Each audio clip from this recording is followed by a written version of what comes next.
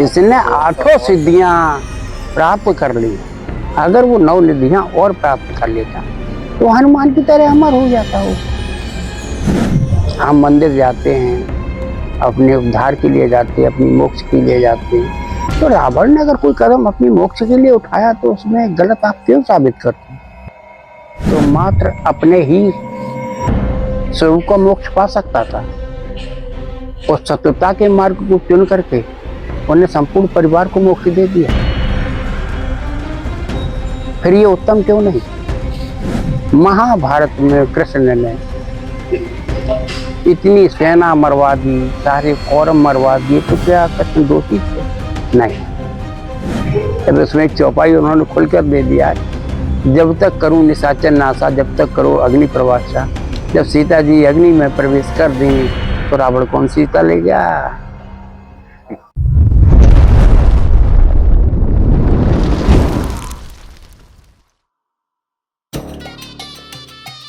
सावन महादेव के भक्तों के लिए श्रद्धा, भक्ति और तपस्या का पवित्र महीना।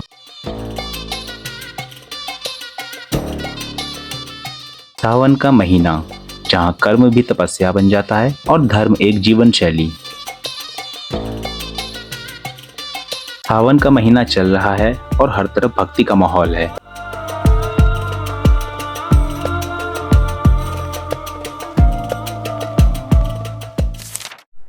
लेकिन आज मैं जा रहा हूं एक ऐसी जगह जो भक्ति और इतिहास का एक अनोखा संगम है।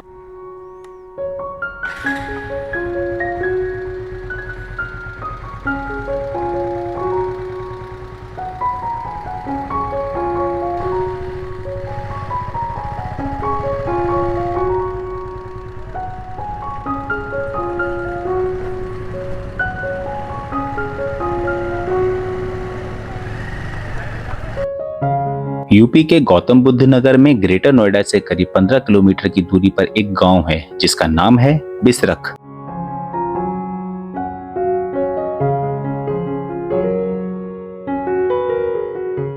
बिसरख एक बहुत ही प्राचीन गांव है जो कि रावण के जन्म स्थान के रूप में जाना जाता है। कहा जाता है कि रावण के साथ साथ उसके भाई कुंभकर्ण और उसकी बहन शूर्पणखा का जन्म भी इसी स्थान पर हुआ था। इस गांव का असली नाम था विश्वास खंड, जो कि रावण के पिता ऋषि विश्रवा के नाम पर रखा गया था। पहली नजर में ये एक सामान्य गांव लगेगा, लेकिन इसके अंदर छिपी है एक कहानी जो कि रामायण काल से जुड़ी हुई है।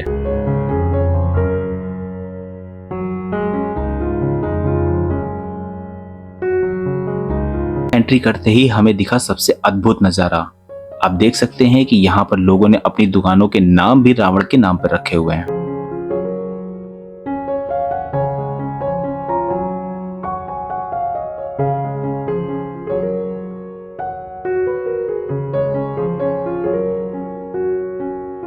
दोस्तों, मैं पहुंच चुका हूं महादेव के अनन्य भक्त और प्रकांड पंडित रावण के नाम से प्रसिद्ध इस मंदिर के दर्शन करने, जहां रावण ने अपने 10 शीश भगवान शिव को चढ़ाए थे।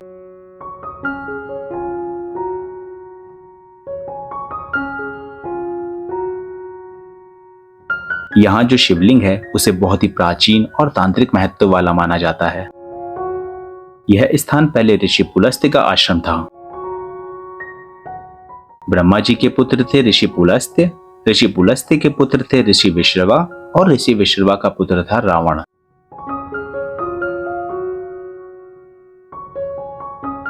स्थानीय मान्यता के अनुसार स्वयं ब्रह्मा जी और उनके पुत्र ऋषि पुलस्त्य ने सृष्टि की रचना के लिए शिव का आह्वान किया था, जिसके फलस्वरूप भगवान भोलेनाथ इस शिवलिंग के रूप में यहाँ प्रकट हुए थे। रावण और रावण के पिता ऋषि विश्रवा इसी शिवलिंग की नियम से पूजा करते थे और यही वो शिवलिंग है जहां रावण ने शिव जी को अपने 10 शीश चढ़ाए थे।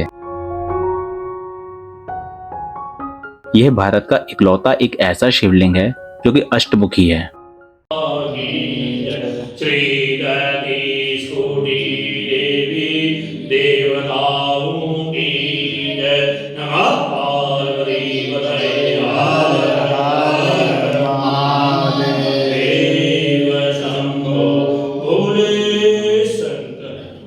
तो दोस्तों, आइए इस मंदिर की एक झलक देखते हैं।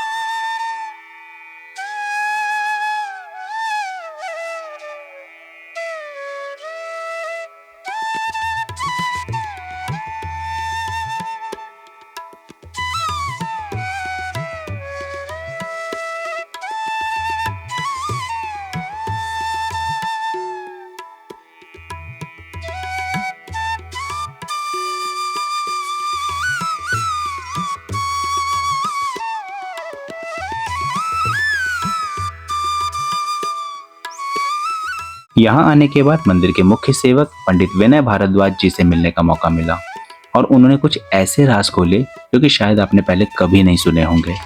नमस्कार, मैं पंडित विनय भारद्वाज, रावण जन्मभूमि बिसरत, सेक्टर 1, जिला गौतम बुद्ध नगर। ये जो आपने सवाल किया कि जन्मभूमि कब की है रावण की, तो ये मंदिर का जो स्थान है वो युगों पुराना है। इसकी वर्षों में गिनती कर पाना संभव नहीं है, क्योंकि जब सृष्टि का प्रारंभ हुआ था उस समय जब पुलस्त मुनि ने सृष्टि रचना के लिए शिव का आवाहन किया था, जो शिवलिंग उस समय उत्पन्न हुआ था भूमि से, इसको हम आज स्वयंभू कहते हैं, वो शिवलिंग हमारे यहाँ आज भी है। तो आप स्वयं अंदाज लगाएं कि सृष्टि के प्रारंभ को और आज कितने ही चक्र घूम चुके हैं, कितनी ही प्रलय हो चुकी हैं, तो फिर उसका वर्षों में गिनती लगा पाना कठिन है। क्योंकि हमारे यहाँ संवत, सन, ईस्वी, शताब्दी ये चंद्रगुप्त विक्रमादित्य ने चालू किया था, जो कलयुग में ही हुए।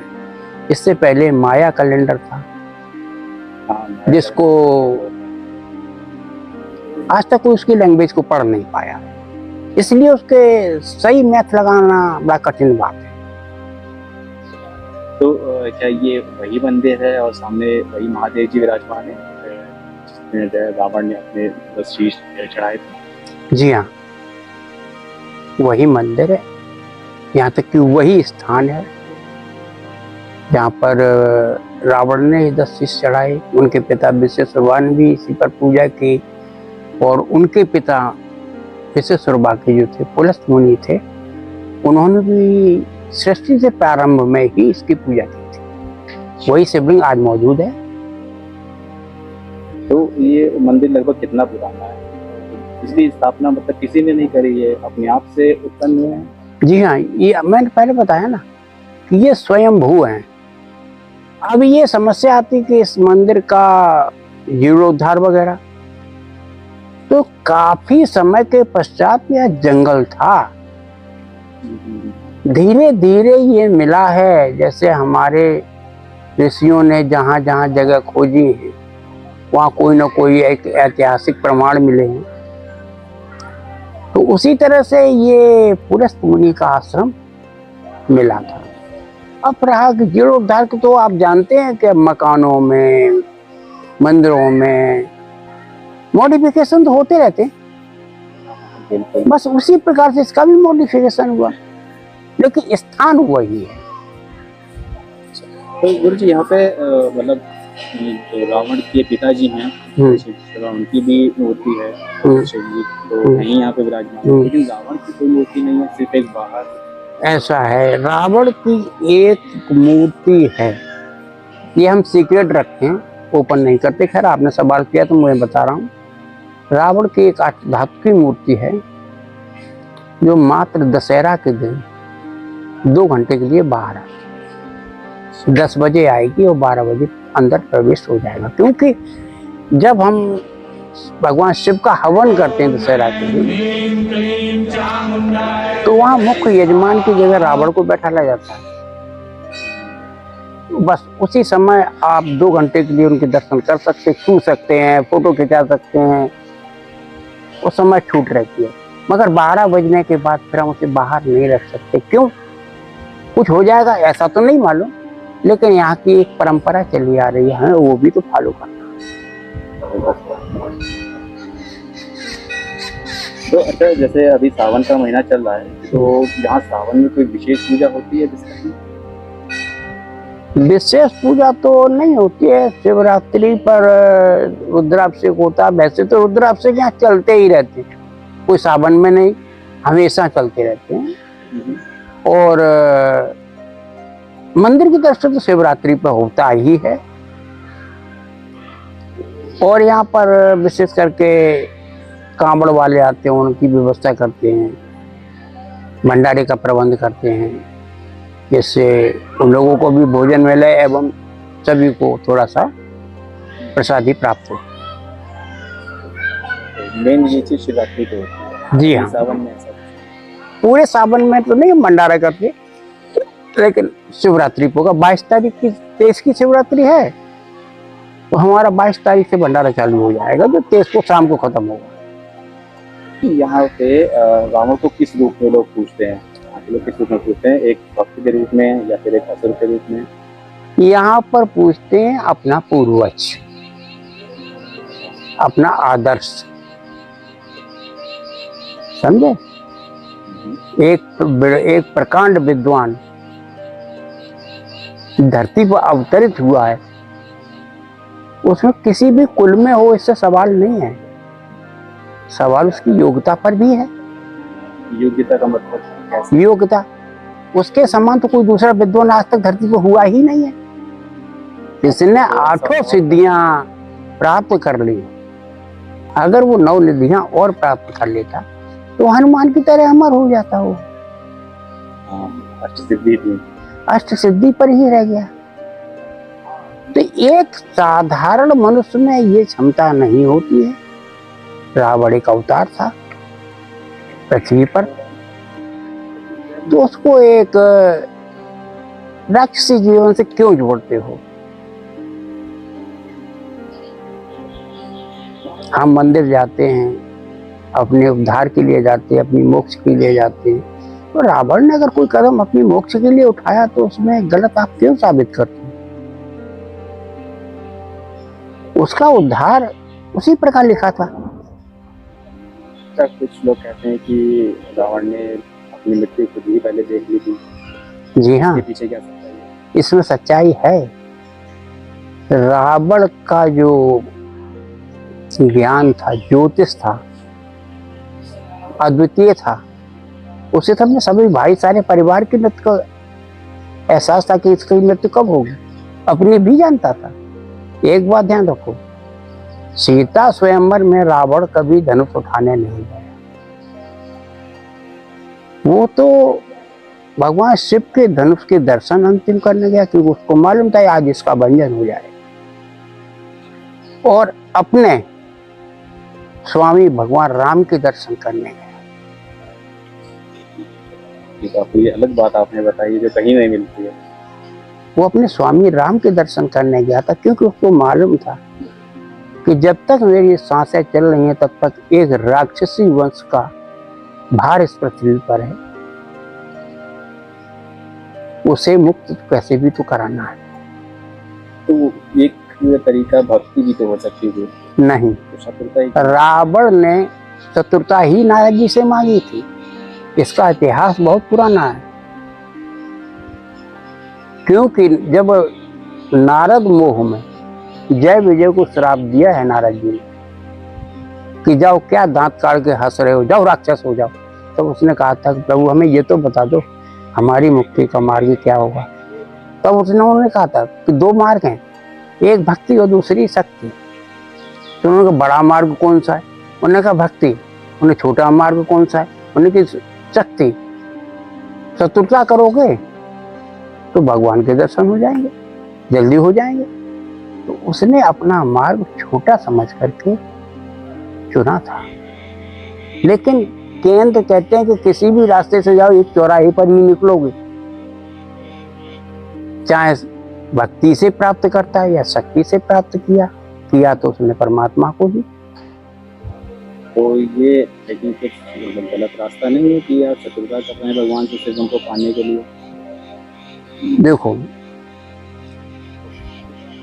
हर इतिहास कहीं ना कहीं और जगह से जुड़ा हुआ होता है। जैसे उदाहरण के तौर पर हम आपसे एक छोटा सा सबक दृष्टांत कहते हैं कि लक्ष्मण जी ने सुकला की नाक कानी क्यों काटी? जब एक बाण में मारीच को 100 योजन भेज सकते हैं तो सुपनका को क्यों नहीं भेजा? वो स्त्री थी इसलिए? नहीं, वो पूर्व जन्म में श्रापित थी,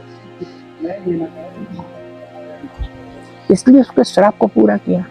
बोलते हैं कि रावण ने चतुरता का मार्ग चुना भक्ति का नहीं चुना, तो ऐसा क्यों है? और फिर ऐसे तो हर कोई चुन सकता है चतुरता। ये भी एक रहस्य है।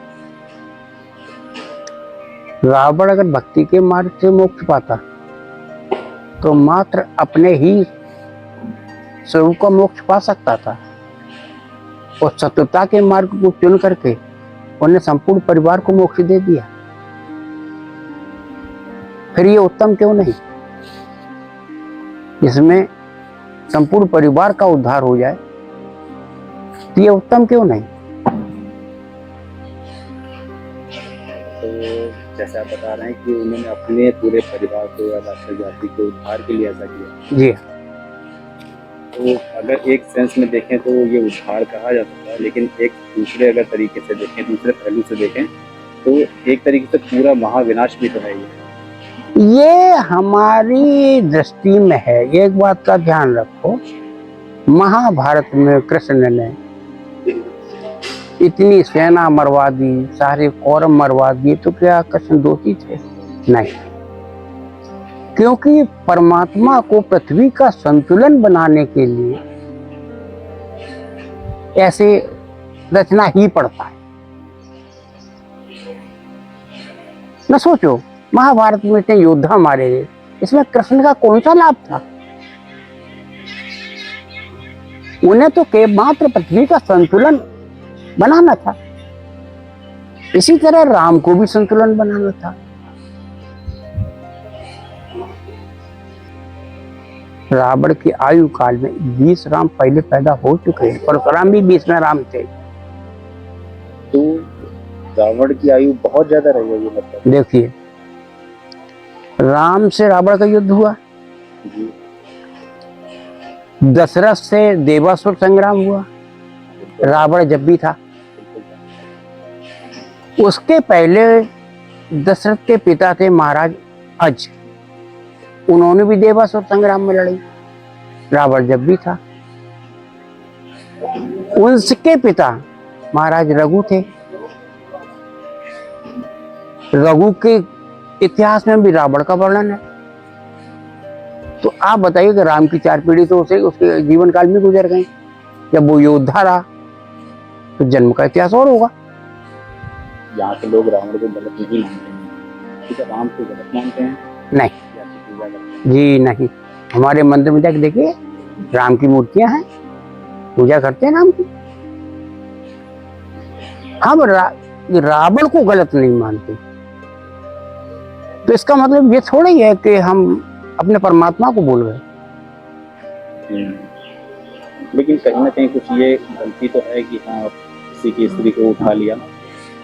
अगर रामायण का अध्ययन करोगे ना तो एहसास हो जाएगा कि रावण ने सीता का हरण किया भी कि नहीं। अब उसमें एक चौपाई उन्होंने खुलकर दे दिया है, जब तक करूं निशाचर नासा, जब तक करो अग्नि प्रवासा। जब सीता जी अग्नि में प्रवेश कर दी तो रावण कौन सीता ले गया? क्या अभी भी यहाँ पे रावण के कुछ प्रमाण है कि वो यहाँ पे थे? देखो, जहाँ वो रहते थे ऐसा है, तो ये आश्रम था पहले, महर्षि विशेषरवा का आश्रम था, और ये आश्रम पहले पुलस्त का था। पुलस्त आश्रम था, उनकी बेटे विशेषरवा थे। उसके बाद फिर और ऋषियों ने कहीं महल तो बनाई नहीं है, जंगलों में कुटियां बना के रहते थे। अगर ये कोई राजा होते यहाँ बचपन में तो हो सकता महल के खंडर मिल जाते। अब घास फूस की कुटिया के खंडर कहाँ मिलेंगे भाई, जगह ही मिलेगी। अच्छा, यहाँ कोई पहले और भी नदी थी, कोई संगम था यहाँ पे? हाँ, ये बताते हैं कि ये जो सामने टीन लगी ना इधर, यहाँ पहले यमुना का स्थान है। अच्छा, हाँ, यमुना जी तो यहाँ तक थी? यहाँ तक थी? यहाँ बहती थी यमुना, बल्कि वहाँ आज भी आप जाके देखेंगे ना तो जमीन बालू की है पूरी। अच्छा, तो वहाँ जाया जा सकता है अभी? अब तो कीचड़ होगा बहुत ज्यादा, हुआ बरसात होगी, बारिश होगी ना।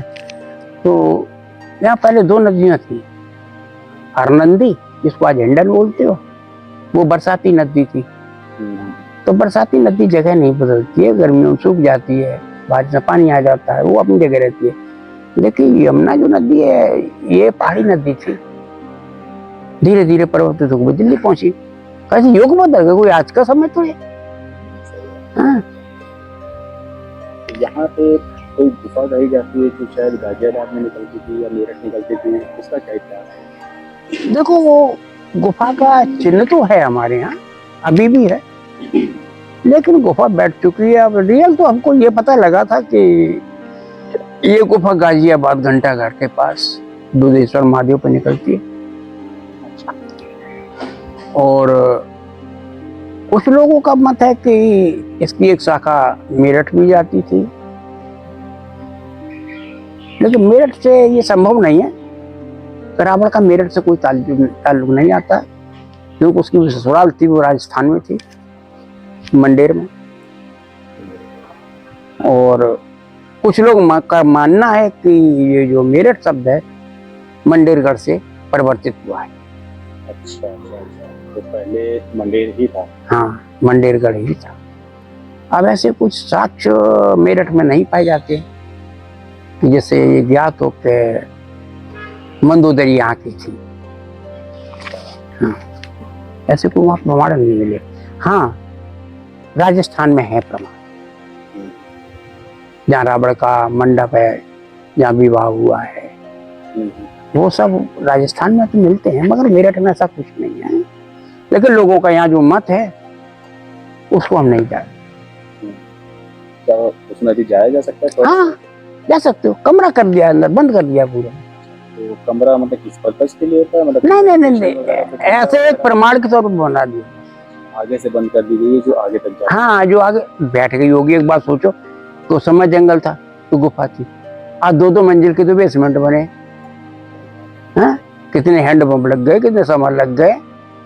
कहीं ना कहीं तो दिक्कत हुई है। हाँ बिल्कुल, तो बैठ गई सब, बैठी हुई जमीन, उसमें फिर जीव जंतु आएंगे, इसलिए पक्की दीवार खड़ी कर दी गई, मतलब सेफ्टी के साथ। हाँ, सेफ्टी को देखते हुए एक सैंपल के तौर से दरवाजे बना हुआ, छोटा सा नीचे कमरा, और कुछ नहीं। ठीक है, तो आइए चलते हैं, एक बार देखते हैं उसको। आई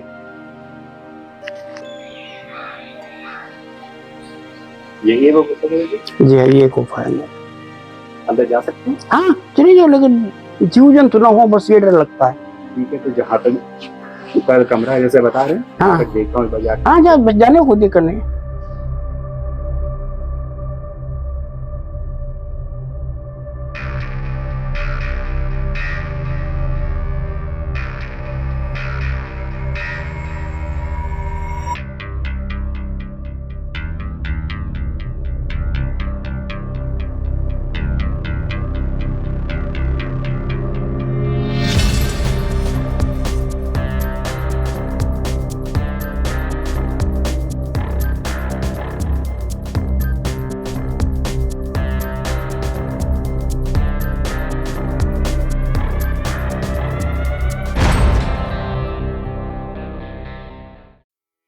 तो दोस्तों ये थे पंडित विनय भारद्वाज जी रावण की जन्मभूमि बिसरख से।